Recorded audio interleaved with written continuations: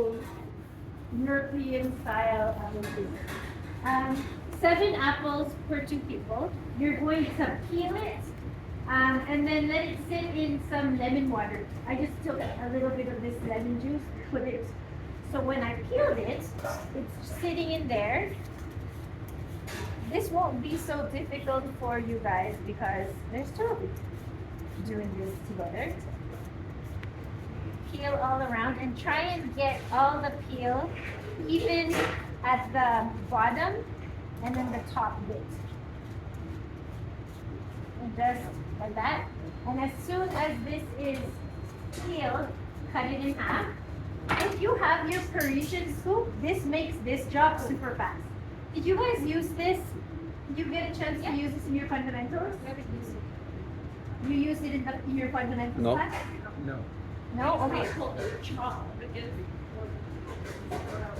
Say that again? Like the chocolate, like top, but just throw the Oh, okay. So this way, this is even less weight.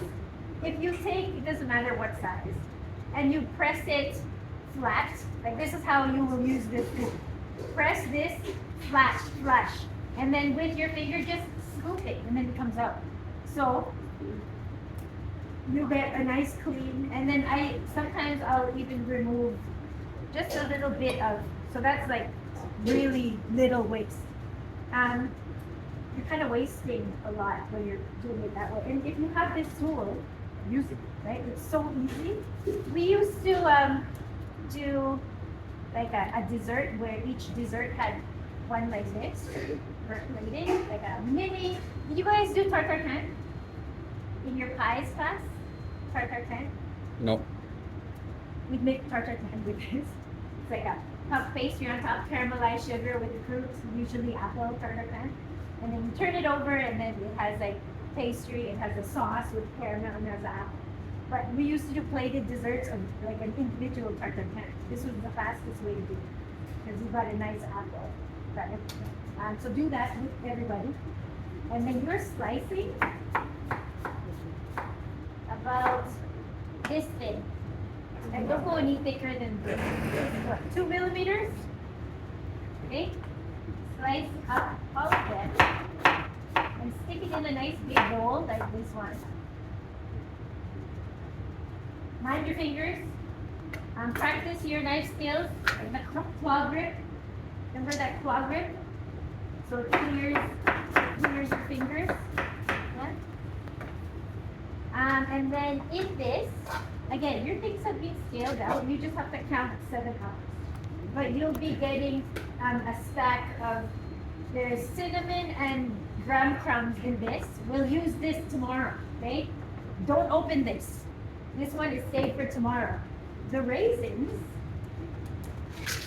and the sugar gets tossed in with all your sliced apples. And then you give it a nice toss. Cover in plastic, then stick it in the fridge. It's going to macerate overnight. The sugar is hygroscopic, right? Sugar attracts moisture. It's going to suck all the moisture out of the apples. Because again, we want the filling not to be like so wet. Otherwise our strudel pastry will be soggy, right? So we'll slice this nice, let it macerate overnight. And then tomorrow, you'll see what happens to the pastry. Okay, any questions about just making the filling? No. Remember, don't mix this in. We need this for tomorrow. Okay? And then the rest of the time, still quite early, you guys can start scaling for your Thursday, Friday projects. And it depending on like how fast you go or how many things you're making, because some people want to do Danish red croissant instead of just one Danish or one fat. It's up to you. I would take advantage of this time because making laminated doughs is not popular out there.